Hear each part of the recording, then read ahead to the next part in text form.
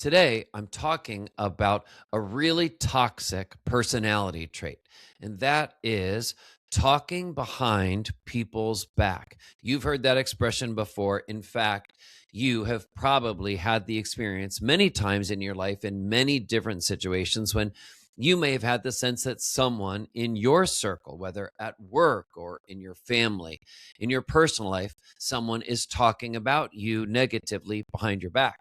Maybe you've seen it happen where you have seen someone talk to you badly about someone else behind their back, and yet to their face, they act nice. And a lot of times, talking behind somebody's back is about saying things that are more mean spirited or even nasty sometimes that somebody would never say to the person's face. And that's really what's important. So I'm Dr. Seth, psychologist, and that's what I want to talk a little bit more today. Psychologically, what's going on with somebody who does this behavior, who talks about others behind their backs? Now, here's the thing. When we think about that, somebody talking about somebody behind their back, we often, if you have to think about how old is that person, you just have a flash thought. How old is the person that you picture who's talking about somebody behind their back? I bet you're picturing somebody who's a child, maybe a teenager. You're thinking about somebody maybe who's in junior high school or high school. That's something that people so often did back then when they were at that point in life. But here's the thing. That point in life, those years in one's life are really kind of an insecure period. They are a period where one's identity is still developing to some extent because a young person's life is in flux in so many ways. Maybe we would even expect some of that behavior. Occasionally, people talking about others behind their back. Well, we would also hope that that behavior ends at some point, right? The problem is, though, that this behavior, talking about people behind their back, this is not just something young people do. People in their, let's say, in their 30s do it. People in their 70s sometimes still do it. People in their 40s do it. People sometimes in their 80s do it, in their 50s. People who have been adults for decades. And, we as adults hopefully know better. Hopefully, we avoid engaging in some of that behavior. And yet, it still happens every day. So, I just want to shed some light on what exactly is going on, what sort of personality factors are involved in this behavior.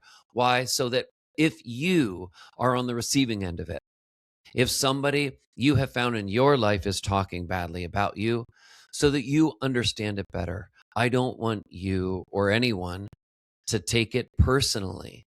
You may, in this situation, you may take it to heart. It may not just hurt, but it may actually sting because maybe this is somebody that you trusted and cared about. And, when we think about people we trust, a part of that trust is that they won't, not only we want to believe that they won't hurt us, but that they won't do it in such a flippant or creepy way as to talk about us badly behind our backs. Okay. So, one of the first things that I want to talk about is the person who does this behavior as an adult. One of the things that's going on is they have a weak internal value. They have a value about how they treat others. And they have a weak internal value when it comes to talking about people. They don't hold themselves to a strict principle that says, I don't talk about people in a mean spirited way to others behind their back. It's a form of sort of ganging up on somebody. So the hope is that a well adjusted adult doesn't do that, doesn't need to do it. Even if they feel frustrated, sometimes think things, want to say things, they wouldn't say that necessarily to another person and talk about somebody behind their back and then act nice to them to their face. They wouldn't do that. Why? Because they hold a strict value about not doing that. It's something that's important to them. They hold themselves to that. And that is a sign of strength. That's a sign of character strength. So someone who does this behavior talks about people behind their backs in a really negative way, even if just occasionally they just give themselves that get out of jail free card. Well, sometimes they do it. Okay, you can do that, but it is a weak internal value that that person has. Okay. Now, the second issue psychologically that's going on with the person who does this, there is a conflict avoidance. So, the person who does this kind of behavior, they may feel negative feelings about somebody. They may have anger, they may have resentment, they may feel frustrated with that person rather than go to that person and talk to them as an adult to try to work it out. They will instead talk about them behind their back and offload all those negative thoughts and opinions to somebody else. Why? Because they want to avoid the conflict with the person that they're talking about behind their back. But the thing is, as adults, a part of being an emotionally well adjusted adult is to accept that sometimes there are going to be conflicts. And when there are conflicts, they should be talked about.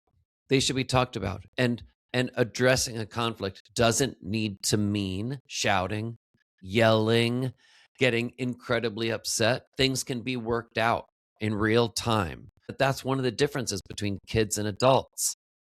That adults have the ability to hold on to some of their impulses and their feelings and their discomfort level.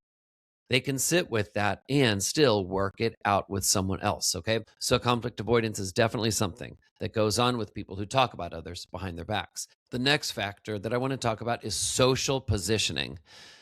Social positioning.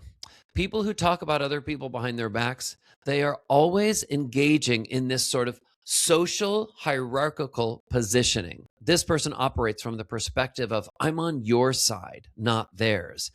And talk about something that we think about when we think about really immature playground dynamics.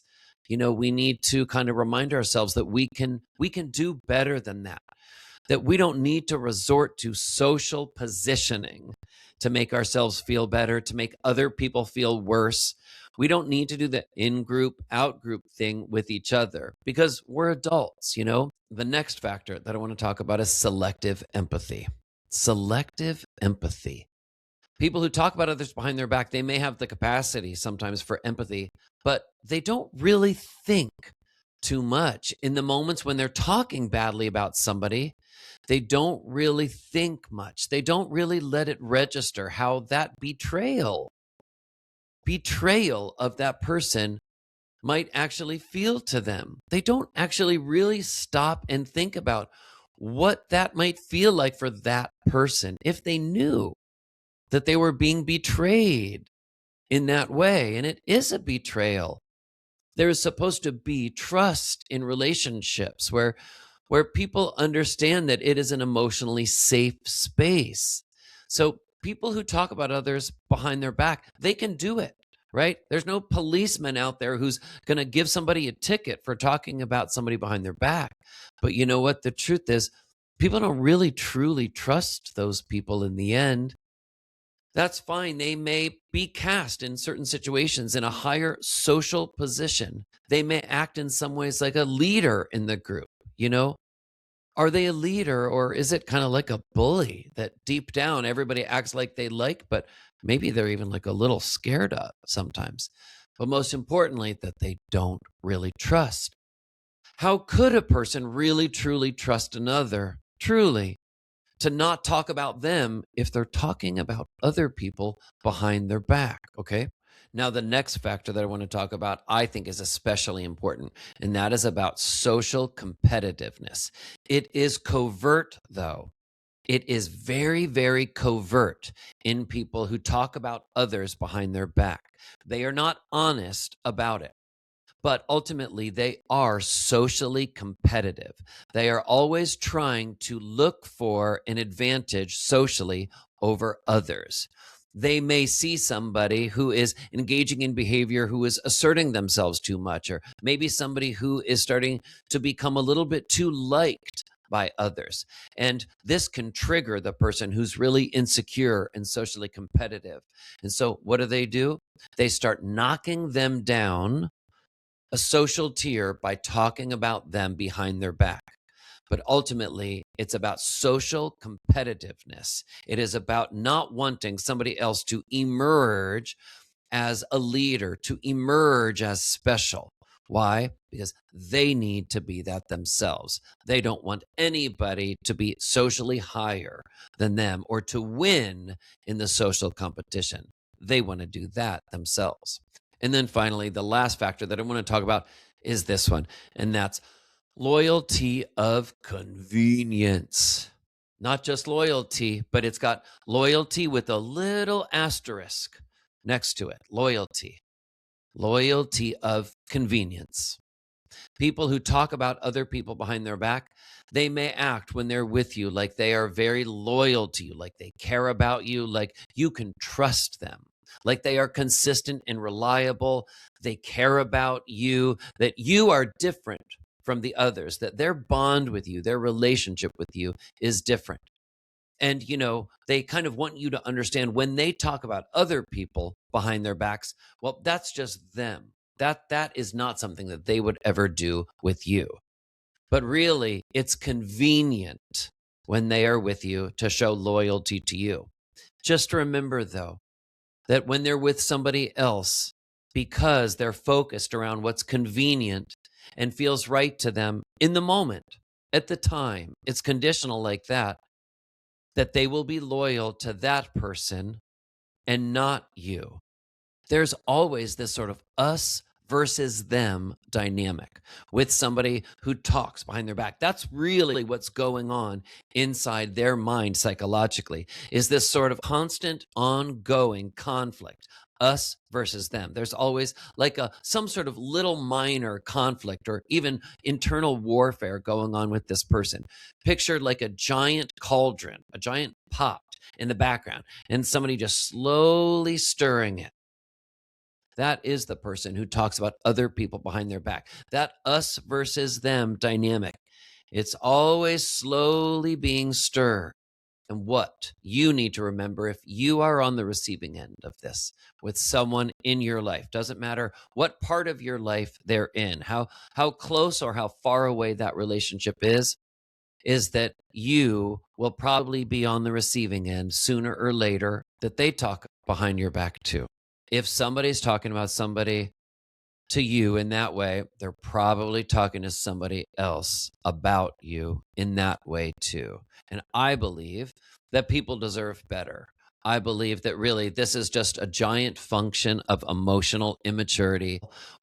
Every single one of us as adults, has temptations to want to act out in certain ways, to want to act out on impulses, to want to indulge some of our negative feelings when we have them, say things, do things just in the moment. And yet, it doesn't serve us in the end, and it certainly doesn't serve our relationships. Deep down, everybody's watching each other in life. Deep down, everybody's trying to figure out, who can I really trust? And just to remember, the behavior that you engage in, other people are trying to figure out, can I trust you? And you, deep down, probably want to be somebody who is trusted, who's cared about, who's loved. All right? I'm Dr. Seth, psychologist.